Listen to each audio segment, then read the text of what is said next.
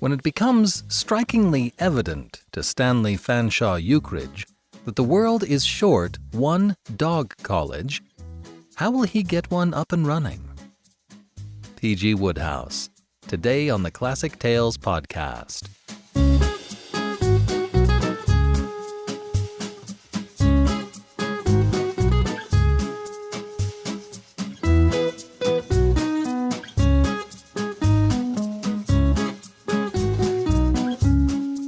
Welcome to the Classic Tales podcast. Thank you for listening.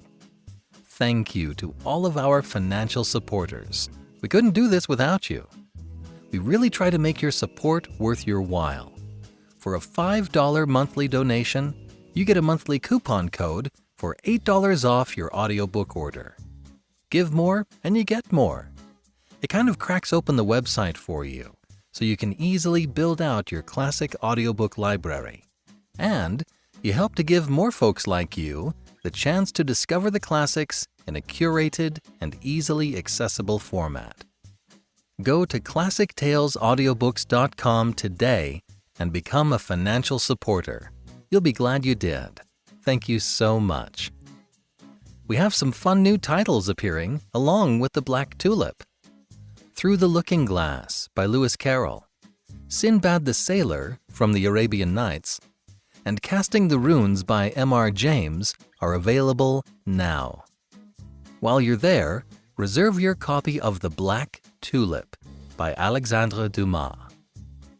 A prize of 100,000 florins is offered to the person who can produce a perfectly black tulip, a feat considered impossible. But at the very moment when Cornelius van Baerle is on the brink of achieving the impossible, he is imprisoned for a crime he didn't commit. The story of his Black Tulip's journey is absolutely riveting, and an event you won't want to miss. Coupon codes will not be available for the Black Tulip, at least for a little while. Once we meet a certain threshold, we will release this title for coupon code use and send it to our retail partners. But for now, this title is exclusively available at classictalesaudiobooks.com. Be the first to listen to this tender leaf of historical fiction. And now for something completely different. We first met Stanley Fanshawe Eucridge in the novel Love Among the Chickens. That was actually the second in the Eucridge line of stories. The first book, called simply Eucridge, is a collection of short stories that are loosely woven together, as is Wodehouse's wont. And now, Eucridge's Dog College by P.G. Wodehouse.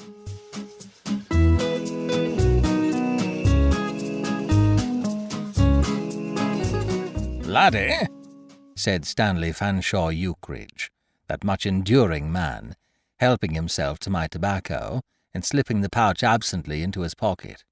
"Listen to me, you son of Belial." "What?" I said, retrieving the pouch. "Do you want to make an enormous fortune?" "I do." "Then write my biography. Bung it down on paper, and we'll split the proceeds. I've been making a pretty close study of your stuff lately, old horse, and it's all wrong. The trouble with you is that you don't plumb the well springs of human nature and all that. You just think up some rotten yarn about some damn thing or other and shove it down. Now, if you tackled my life, you'd have something worth writing about. Pots of money in it, my boy.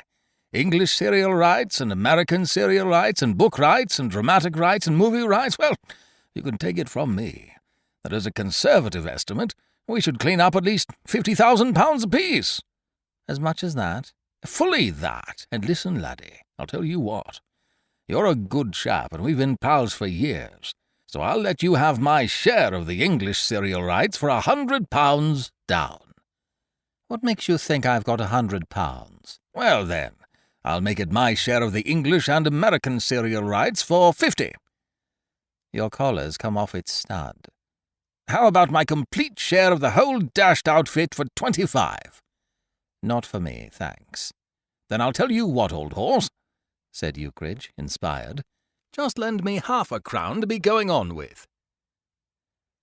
If the leading incidents of S.F. Eucridge's disreputable career are to be given to the public, and not, as some might suggest, decently hushed up, I suppose I am the man to write them. Eucridge and I have been intimate since the days of school. Together we sported on the green, and when he was expelled, no one missed him more than I. An unfortunate business, this expulsion.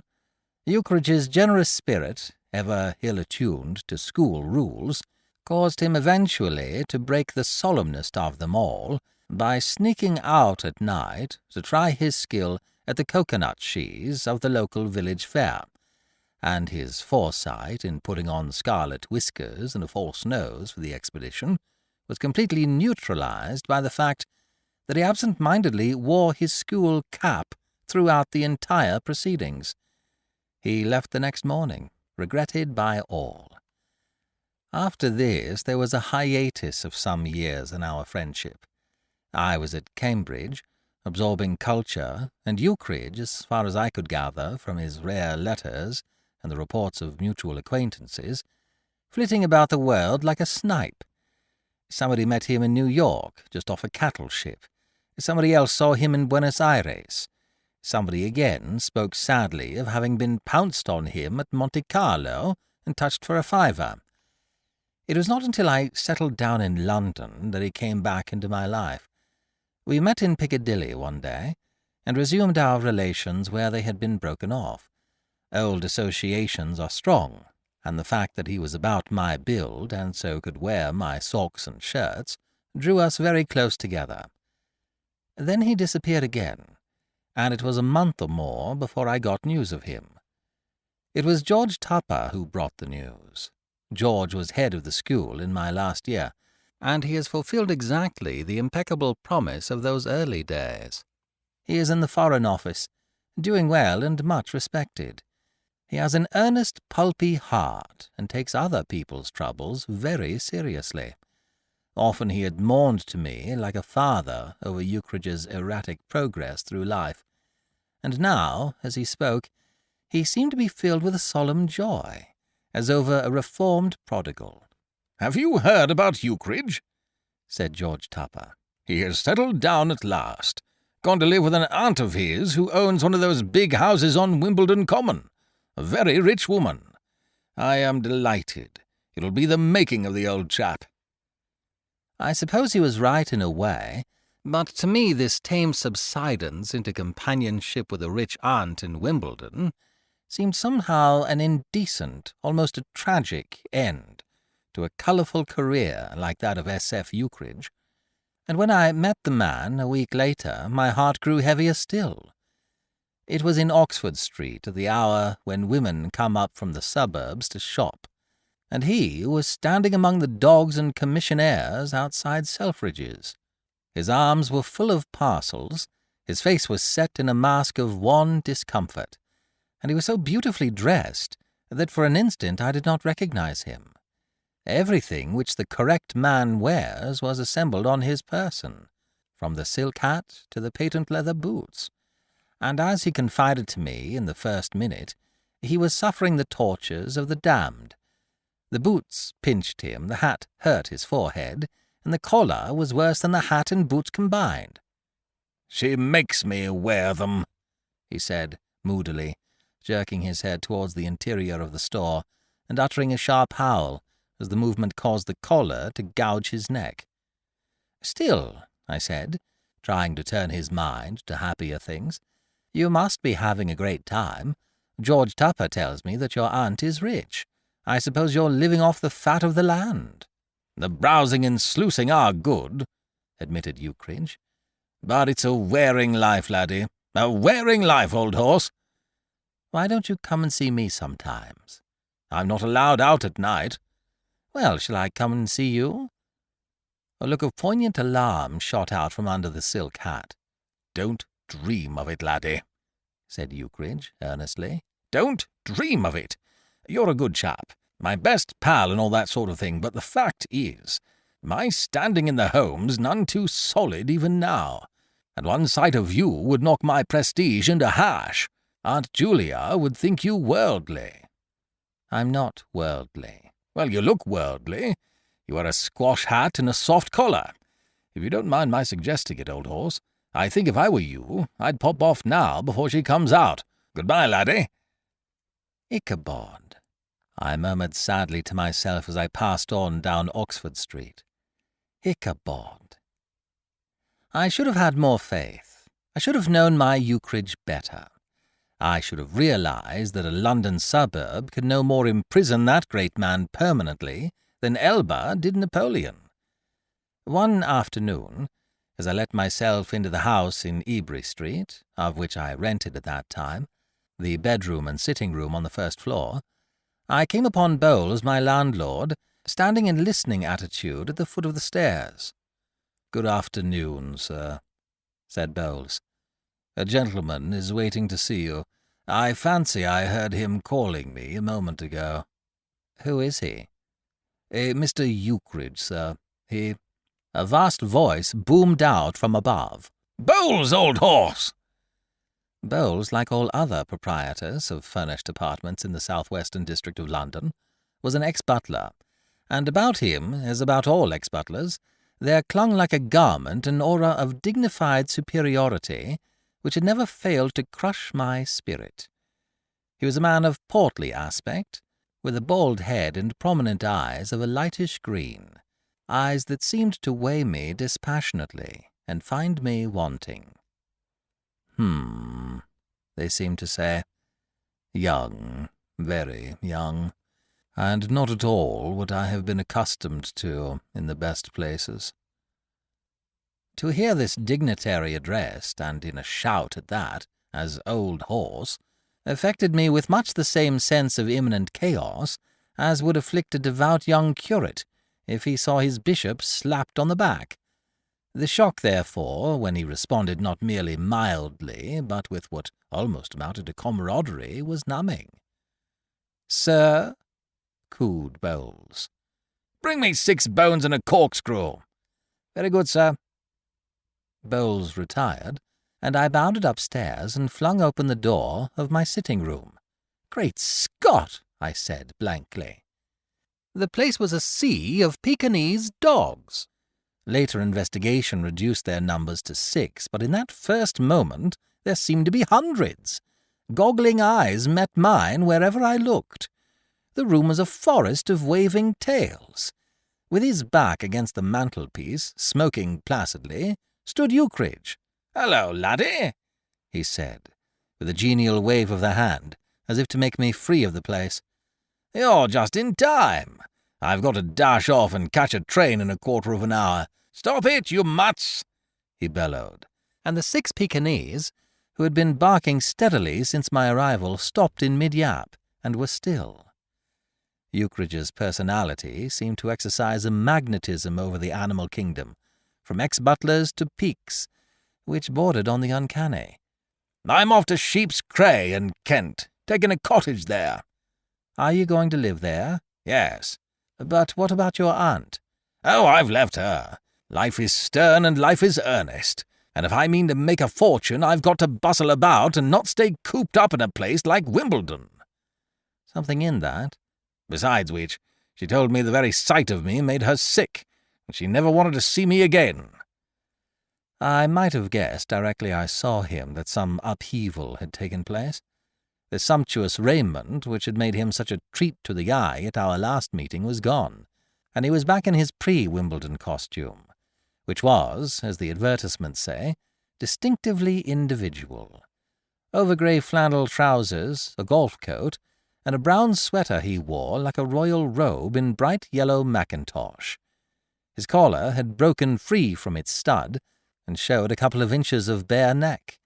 His hair was disordered, and his masterful nose was topped by a pair of steel-rimmed pince-nez, cunningly attached to his flapping ears with ginger-beer wire. His whole appearance spelled revolt. Bowles manifested himself with a plateful of bones. "That's right. Chuck 'em down on the floor." "Very good, sir." "I like that fellow," said Eucridge as the door closed. "We had a dashed interesting talk before you came in. Did you know he had a cousin on the music halls?" "He hasn't confided in me much." He's promised me an introduction to him later on. May be useful to be in touch with a man who knows the ropes. You see, laddie, I've hit on the most amazing scheme." He swept his arm round dramatically, overturning a plaster cast of the infant Samuel at prayer. All right, you can mend it with glue or something. And anyway, you're probably better without it. Yes, sir, I've hit on a great scheme. The idea of 1,000 years. What's that? I'm going to train dogs. Train dogs? For the music hall stage. Dog acts, you know. Performing dogs. Pots of money in it. I start in a modest way with these 6. When I've taught 'em a few tricks, I sell 'em to a fellow in the profession for a large sum and buy 12 more.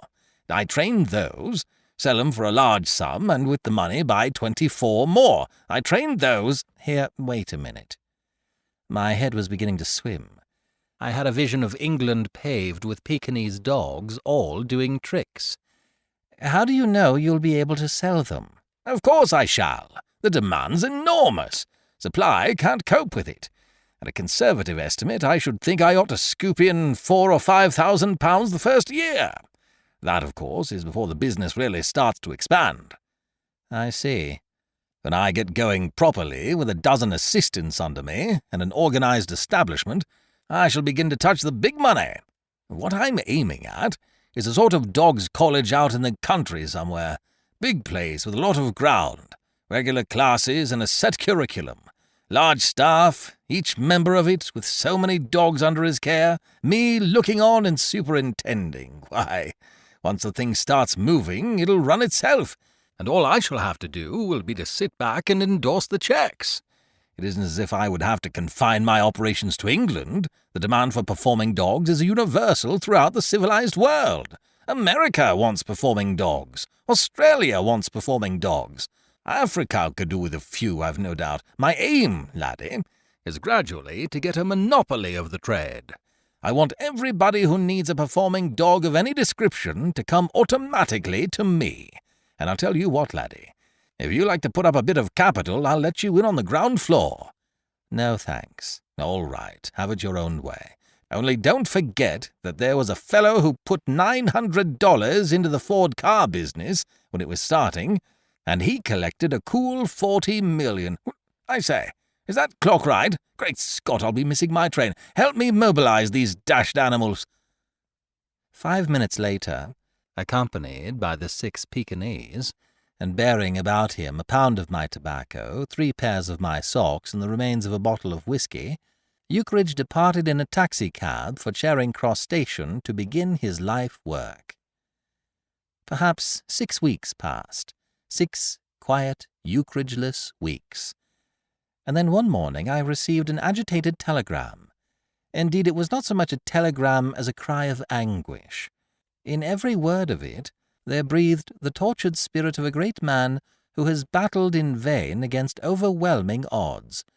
It was the sort of telegram which Job might have sent off after a lengthy session with Bildad the Shuhite. Come here immediately, laddie. Life and death matter, old horse. Desperate situation. Don't fail me. It stirred me like a bugle. I caught the next train.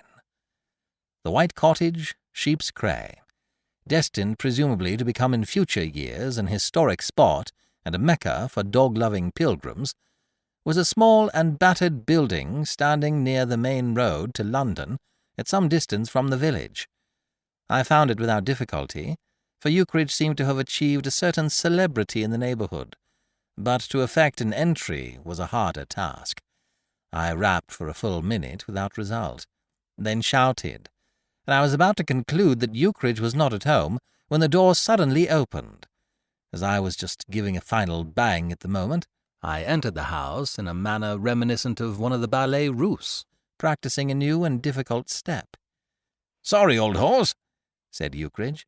"Wouldn't have kept you waiting if I'd known who it was. Thought you were Gooch, the grocer. Goods supplied to the value of £6 3 and a penny." "I see." "He keeps hounding me for his beastly money," said Eucridge bitterly, as he led the way into the sitting-room. "It's a little hard. Upon my Sam, it's a little hard. I come down here to inaugurate a vast business, and do the natives a bit of good by establishing a growing industry in their midst, and the first thing you know, they turn round and bite the hand that was going to feed them. I've been hampered and rattled by these bloodsuckers ever since I got here. A little trust, a little sympathy, a little of the good old give-and-take spirit.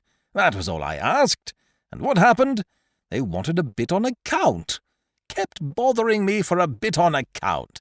I'll trouble you just when I needed all my thoughts and all my energy and every ounce of concentration at my command for my extraordinarily difficult and delicate work. I couldn't give them a bit on account. Later on, if they had only exercised reasonable patience, I would no doubt have been in a position to settle their infernal bills 50 times over. But the time was not ripe. I reasoned with the men. I said, here am I, a busy man, trying hard to educate 6 Pekingese dogs for the music hall stage, and you come distracting my attention and impairing my efficiency by babbling about a bit on account. It isn't the pull-together spirit, I said. It isn't the spirit that wins to wealth. These narrow, petty cash ideas can never make for success. But no, they couldn't see it. They started calling here at all hours and waylaying me in the public highways till life became an absolute curse. And now what do you think has happened? What? The dogs. Got distemper? No, worse. My landlord's pinched them as security for his infernal rent. Sneaked the stock. Tied up the assets. Crippled the business at the very outset. Have you ever in your life heard of anything so dastardly?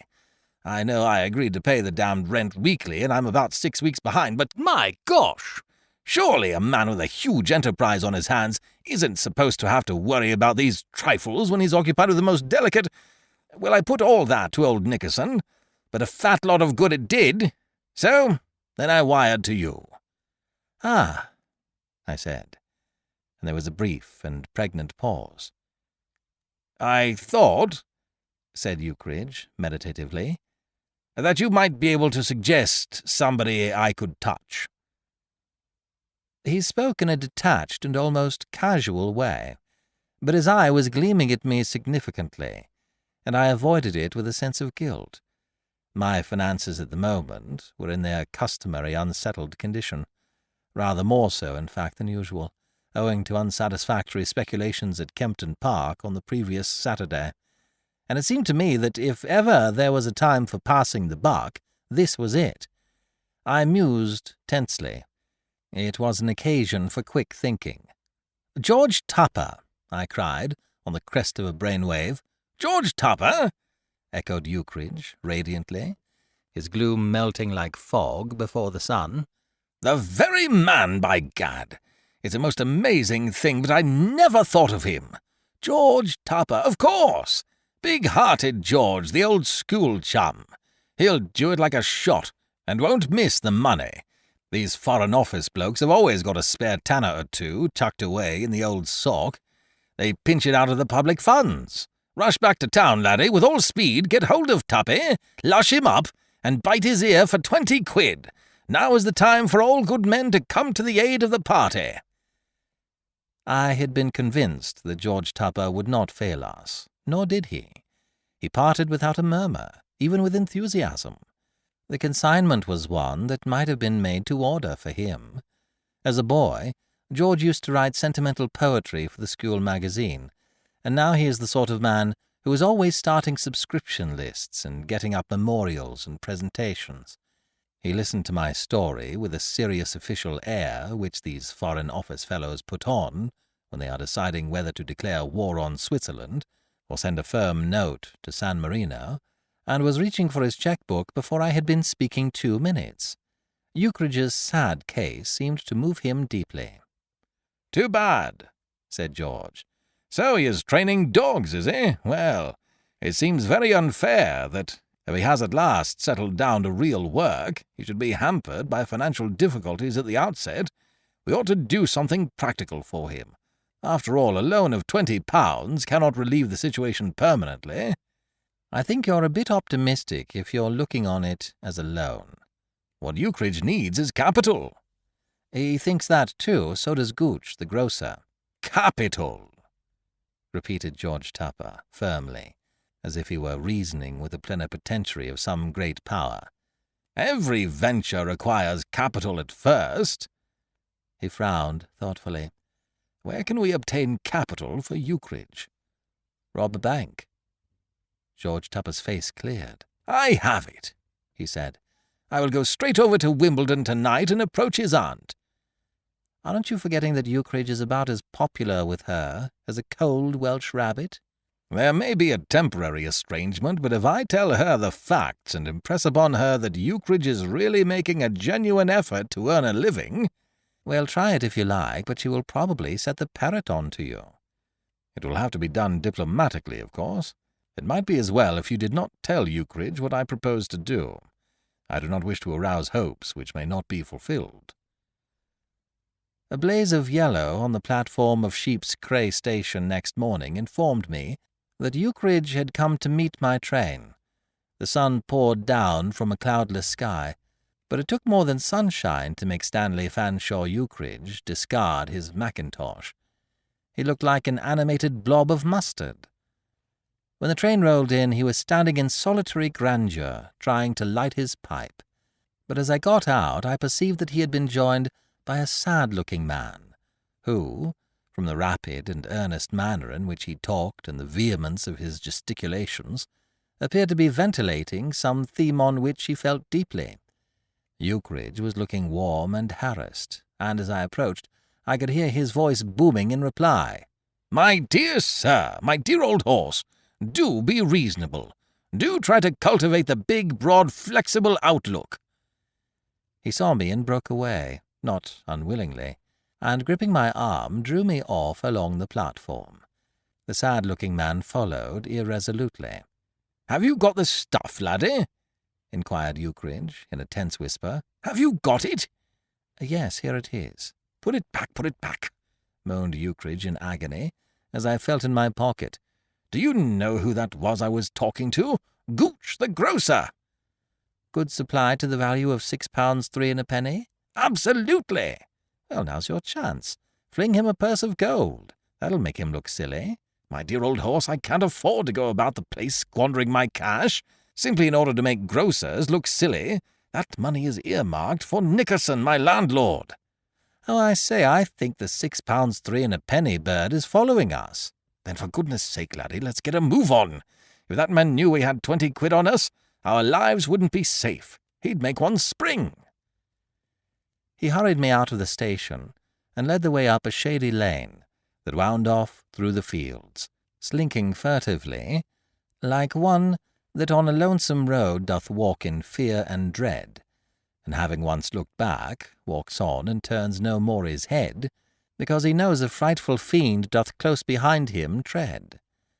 As a matter of fact, the frightful fiend had given up the pursuit after the first few steps, and a moment later I drew this fact to Eucridge's attention, for it was not the sort of day on which to break walking records unnecessarily. He halted, relieved, and mopped his spacious brow with a handkerchief which I recognized as having once been my property. "Thank goodness we've shaken him off," he said. "Not a bad chap in his way, I believe. A good husband and father, I'm told, and sings in the church choir. But no vision. That's what he lacks, old horse. Vision. He can't understand that all vast industrial enterprises have been built up on a system of liberal and cheerful credit. Won't realize that credit is the lifeblood of commerce. Without credit, commerce has no elasticity. And if commerce has no elasticity, what damn good is it?" "I don't know." "Nor does anybody else. Well, now that he's gone, you can give me that money. Did old Tuppy cough up cheerfully?" "Blithely." "I knew it," said Eucridge, deeply moved. "I knew it. A good fellow, one of the best. I've always liked Tuppy, a man you can rely on. Some day, when I get going on a big scale, he shall have this back 1,000-fold. I'm glad you brought small notes." "Why?" "I want to scatter 'em about on the table in front of this Nickerson blighter." "Is this where he lives?" We had come to a red-roofed house, set back from the road amidst trees.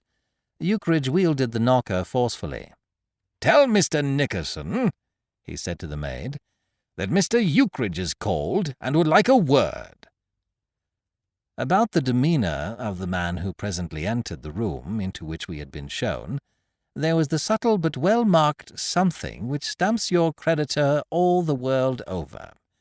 Mr. Nickerson was a man of medium height, almost completely surrounded by whiskers, and through the shrubbery he gazed at Eucridge with frozen eyes, shooting out waves of deleterious animal magnetism. You could see at a glance that he was not fond of Eucridge. Take him for all in all, Mr. Nickerson looked like one of the less amiable prophets of the Old Testament, about to interview the captive monarch of the Amalekites. "Well?" he said, and I have never heard the words spoken in a more forbidding manner. "I've come about the rent." "Ah," said Mr. Nickerson, guardedly. "To pay it," said Eucridge. "To pay it?" ejaculated Mr. Nickerson incredulously. "Here," said Eucridge, and with a superb gesture flung money on the table. I understood now why the massive-minded man had wanted small notes. They made a brave display. There was a light breeze blowing in through the open window, and so musical a rustling did it set up as it played about the heaped-up wealth, that Mr. Nickerson's austerity seemed to vanish like breath off a razor-blade. For a moment a dazed look came into his eyes, and he swayed slightly. Then, as he started to gather up the money, he took on the benevolent air of a bishop blessing pilgrims. As far as Mr. Nickerson was concerned, the sun was up. "Why, thank you, Mr. Eucridge, I'm sure," he said. "Thank you very much. No hard feelings, I trust?" "Not on my side, old horse," responded Eucridge affably. "Business is business." "Exactly." "Well, I may as well take those dogs now," said Eucridge, helping himself to a cigar from a box which he had just discovered on the mantelpiece, and putting a couple more in his pocket in the friendliest way. "The sooner they're back with me, the better. They've lost a day's education as it is." "Why, certainly, Mr. Eucridge, certainly. They are in the shed at the bottom of the garden. I will get them for you at once." He retreated through the door, babbling ingratiatingly. "Amazing how fond these blokes are of money," sighed Eucridge. "It's a thing I don't like to see. Sordid, I call it. That blighter's eyes were gleaming.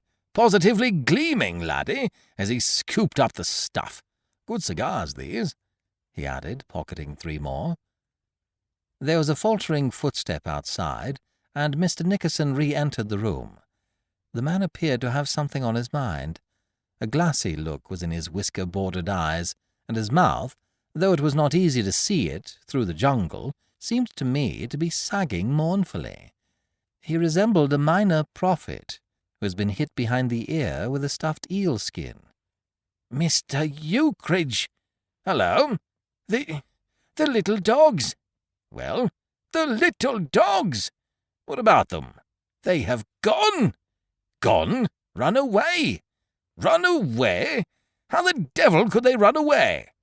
"There seems to have been a loose board at the back of the shed. The little dogs must have wriggled through. There is no trace of them to be found." Eucridge flung up his arms despairingly. He swelled like a captive balloon. His pince-nez rocked on his nose, his mackintosh flapped menacingly, and his collar sprang off its stud. He brought his fist down with a crash on the table. "Upon my Sam!" "I am extremely sorry." "Upon my Sam!" cried Eucridge. "It's hard. It's pretty hard. I come down here to inaugurate a great business which would eventually have brought trade and prosperity to the whole neighbourhood, and I have hardly had time to turn round and attend to the preliminary details of the enterprise when this man comes and sneaks my dogs, and now he tells me with a light laugh—" "Mr. Eucridge, I assure you—" "Tells me with a light laugh that they've gone! Gone! Gone where? Why, dash it, they may be all over the county. A fat chance I've got of ever seeing them again. 6 valuable Pekingese, already educated practically to the stage, where they could have been sold at an enormous profit."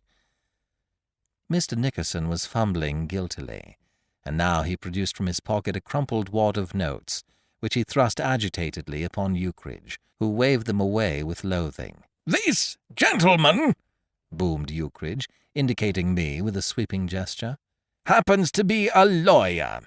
It is extremely lucky that he chanced to come down today to pay me a visit. Have you followed the proceedings closely?" I said I had followed them very closely. "Is it your opinion that an action will lie?" I said it seemed highly probable, and this expert ruling appeared to put the final touch on Mr. Nickerson's collapse. Almost tearfully he urged the notes on Eucridge. "What's this?" said Eucridge loftily. I thought, Mr. Eucridge, that if it were agreeable to you, you might consent to take your money back and consider the episode closed." Eucridge turned to me with raised eyebrows. "Ha!" he cried. "Ha ha!" "Ha ha!" I chorused dutifully. "He thinks that he can close the episode by giving me my money back. Isn't that rich?" "Fruity," I agreed. "Those dogs were worth hundreds of pounds, and he thinks he can square me with a rotten 20. Would you have believed it if you hadn't heard it with your own ears, old horse?" "Never." "I'll tell you what I'll do," said Eucridge, after thought. "I'll take this money," Mr. Nickerson thanked him, "and there are one or two trifling accounts which want settling with some of the local tradesmen. You will square those." "Certainly, Mr. Eucridge, certainly." "And after that? Well, I'll have to think it over. If I decide to institute proceedings, my lawyer will communicate with you in due course." And we left the wretched man, cowering despicably behind his whiskers. It seemed to me, as we passed down the tree-shaded lane and out into the white glare of the road, that Eucridge was bearing himself in his hour of disaster with a rather admirable fortitude. His stock in trade, the life-blood of his enterprise, was scattered all over Kent, probably never to return, and all that he had to show on the other side of the balance sheet was the cancelling of a few weeks' back rent and the paying off of Gooch the grocer and his friends. It was a situation which might well have crushed the spirit of an ordinary man, but Eucridge seemed by no means dejected, jaunty rather. His eyes shone behind their pince-nez, and he whistled a rollicking air. When presently he began to sing, I felt that it was time to create a diversion. "What are you going to do?" I asked. "Who, me?" said Eucridge buoyantly. "Oh, I'm coming back to town on the next train. You don't mind hoofing it to the next station, do you? It's only 5 miles. It might be a trifle risky to start from Sheep's Cray." "Why risky?" "Because of the dogs, of course." "Dogs?" Eucridge hummed a gay strain. "Oh, yes, I forgot to tell you about that. I've got 'em." "What?" "Yes. I went out late last night and pinched them out of the shed." He chuckled amusedly. "Perfectly simple. Only needed a clear, level head. I borrowed a dead cat and tied a string to it, legged it to old Nickerson's garden after dark, dug a board out of the back of the shed and shoved my head down and chirruped. The dogs came trickling out, and I haired off, towing old Colonel Cat on his string. Great run while it lasted, laddie. Hounds picked up the scent right away and started off in a bunch at 50 miles an hour. Cat and I doing a steady 55. Thought every minute old Nickerson would hear and start blazing away with a gun, but nothing happened. I led the pack across country for a run of 20 minutes without a check, parked the dogs in my sitting room, and so to bed. Took it out of me, by gosh, not so young as I was." I was silent for a moment, conscious of a feeling almost of reverence.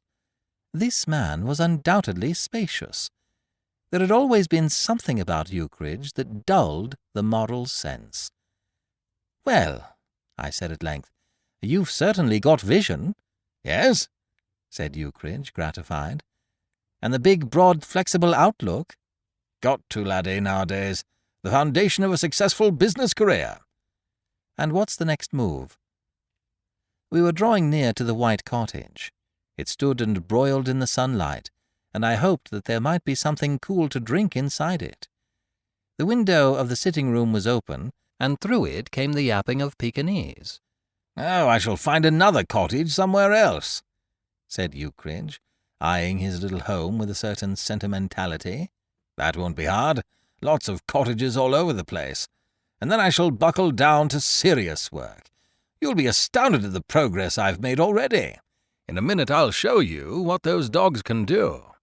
"They can bark all right." "Yes, they seem excited about something. You know, laddie, I've had a great idea.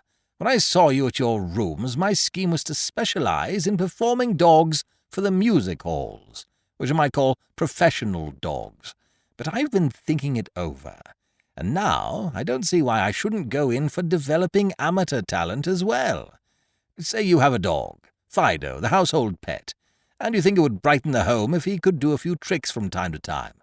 Well, you're a busy man, you haven't the time to give up to teaching him, so you just tie a label to his collar and ship him off for a month to the Eucridge Dog College, and back he comes, thoroughly educated.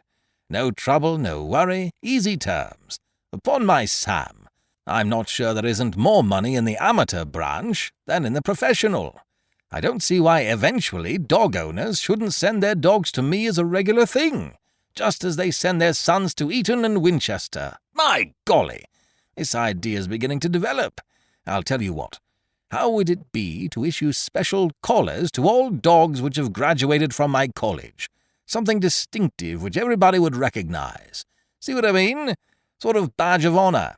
Fellow with a dog entitled to wear the Eucridge collar would be in a position to look down on the bloke whose dog hadn't got one. Gradually, it would get so that anybody in a decent social position would be ashamed to be seen out with a non-Eucridge dog. The thing would become a landslide. Dogs would pour in from all corners of the country. More work than I could handle.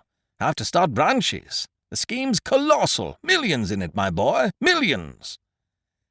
He paused with his fingers on the handle of the front door. "Of course," he went on, "just at present it's no good blinking the fact that I'm hampered and handicapped by lack of funds and can only approach the thing on a small scale. What it amounts to, laddie, is that somehow or other I've got to get capital." It seemed the moment to spring the glad news. "I promised him I wouldn't mention it," I said, for fear it might lead to disappointment, but as a matter of fact, George Tupper is trying to raise some capital for you. I left him last night, starting out to get it." "George Tupper?" Eucridge's eyes dimmed with a not unmanly emotion. "George Tupper! By God! That fellow is the salt of the earth. Good, loyal fellow. A true friend. A man you can rely on, upon my Sam. If there were more fellows about like old Tuppy, there wouldn't be all this modern pessimism and unrest. Did he seem to have any idea where he could raise a bit of capital for me?" "Yes. He went round to tell your aunt about your coming down here to train those peaks. And what's the matter?" A fearful change had come over Eucridge's jubilant front. His eyes bulged, his jaw sagged. With the addition of a few feet of grey whiskers, he would have looked exactly like the recent Mr. Nickerson. "My aunt?" he mumbled, swaying on the door-handle. "Yes, what's the matter?" He thought if he told her all about it, she might relent and rally round. The sigh of a gallant fighter at the end of his strength forced its way up from Eucridge's mackintosh-covered bosom. "Of all the dashed, infernal, officious, meddling, muddling, fat-headed, interfering asses," he said wanly, "George Tupper is the worst." "What do you mean?" "The man oughtn't to be at large. He's a public menace. But those dogs belong to my aunt. I pinched them when she chucked me out." Inside the cottage, the Pekingese were still yapping industriously. "Upon my Sam," said Eucridge, "it's a little hard." I think he would have said more, but at this point a voice spoke with a sudden and awful abruptness from the interior of the cottage. It was a woman's voice, a quiet, steely voice.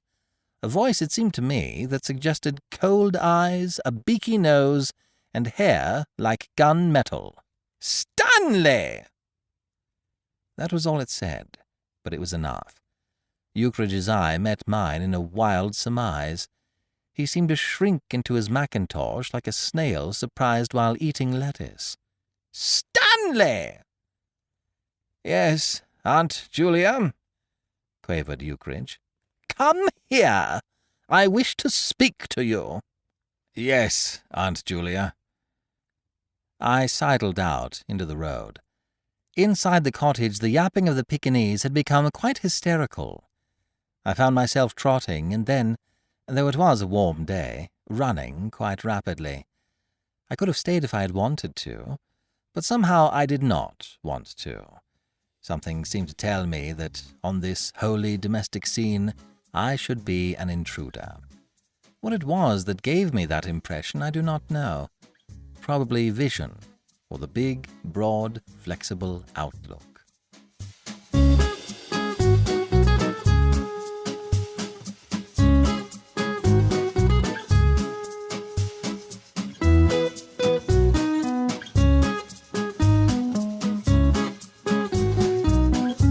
This is B.J. Harrison.